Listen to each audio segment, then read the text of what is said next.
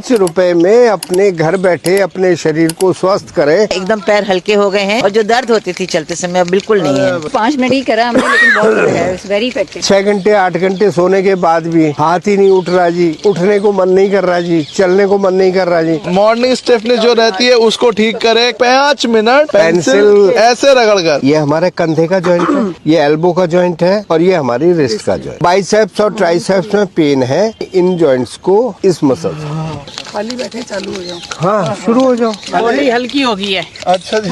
तो वेट तो लूज नहीं हो जाएगा मैडम?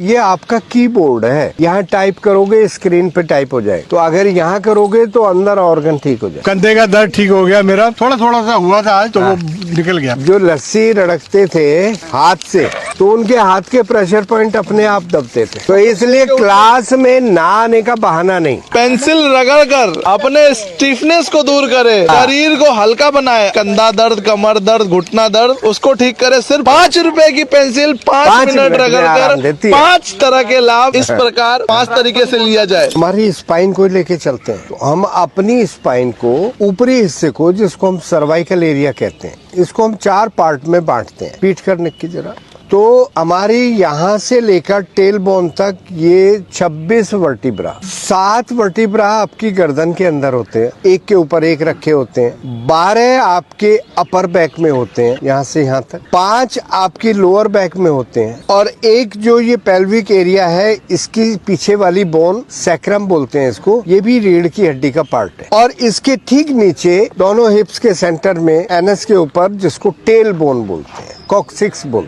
सर्वाइकल रीजन, इसको थोरेसिक रीजन कहते हैं, इसको लंबर रीजन कहते हैं, और इसको पेल्विक रीजन कहते हैं। तो हमने 4 पार्ट में बांट दिया। अब हम अपने हाथ पर इन चारों पार्ट पर कहाँ देखते हैं कि आप अंगूठे को ऐसे मोड़ेंगे जरा, तो ये जो अंगूठे का सेंटर पॉइंट है, अगर हम इसकी रबिंग करते हैं इस तरीके से, तो हम अपनी गर्दन की अकड़ाहट को, अपने मसल्स के स्पाज्म को या सर्वाइकल स्पॉन्डिलाइटिस को इससे राहत दे सकते हैं। जितनी एक्सरसाइज योग में आप करते हैं, अगर आप 1-1 मिनट सुबह शाम इस तरीके से दोनों हाथों पर करते हैं, तो आपको गर्दन के पीछे जो पेन होता है वो आपको इससे ठीक हो सकता है। अगर अपने आप नहीं हो रहा तो मैं फिर बता देता हूँ, यहाँ से लेकर यहाँ तक हमने ये मसाज देनी है। जिनको सर्वाइकल नहीं है या सर्वाइकल में कहीं कोई पेन नहीं है, उनको कोई पेन फील नहीं होगा। और जिनको सर्वाइकल में कुछ डिफॉर्मिटी है, कुछ डिस्क आगे पीछे हो रही है, बल्जेस है, पेन है, मसल्स पेन है, उनको ऐसा करने में पेन फील होगा। तो ये इसकी पहचान। अब उसके बाद जो हमारी पीठ का हिस्सा आता है, अपर बैक, लोअर बैक और टेल बोन तक, वो हम इन 2 उंगलियों को इधर, 2 उंगलियों को इधर,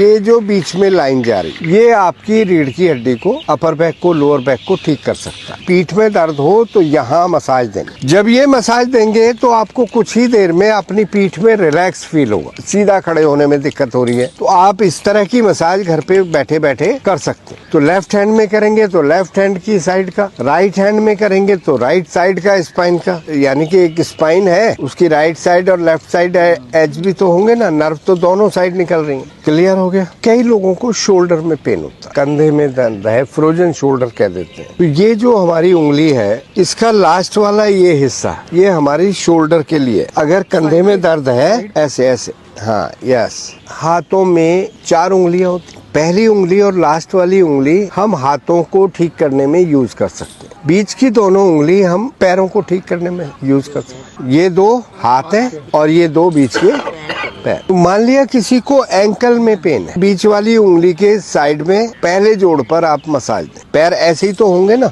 तो यहाँ टखना आ गया, यहाँ घुटना आ गया, यहाँ हमारा हिप जॉइंट आ गया। टखना कहाँ? नीचे, मतलब ऐसे करोगे तो सबसे पहला तो टखने में करना है, तो आपने इस तरीके से मसाज देनी, दोनों हाथों की दोनों उंगलियों, चारों साइड हो, ऐसे कोई प्रेशर नहीं आएगा ना। इस तरीके से एजेस जो हैं इस पेंसिल के, वो एजेस आपके पॉइंट्स को रब करेंगे। ऐसे ही दूसरी साइड कर सकते हैं। घुटने में है तो आप सेंटर जॉइंट को करेंगे, ऐसे ही चारों साइड। हाँ, ऊपर से भी करेंगे, यहाँ भी दर्द हो सकता है, यहाँ भी और नीचे भी। तो हम इसको जोड़ को पहले बाहर से, अंदर से, ऊपर से, नीचे से। अब ये 2 पैर बताए जैसे मैंने, एंकल, और ये क्या बताए?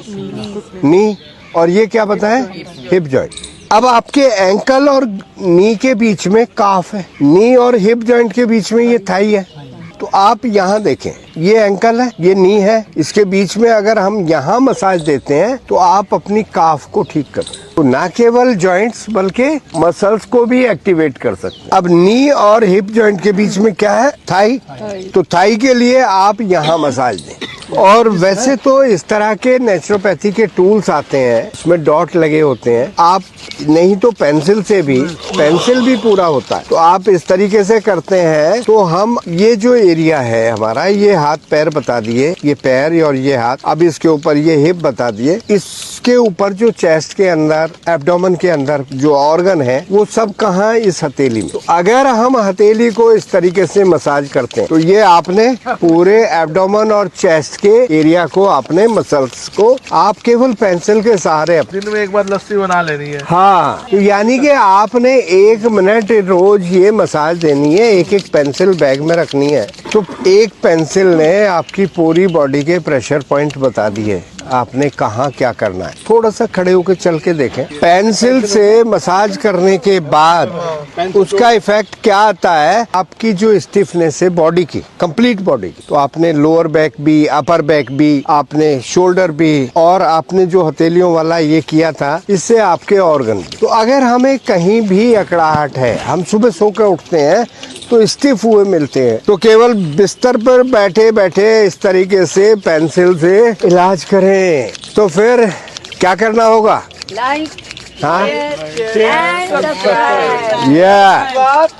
जनता के साथ मैडी मंच।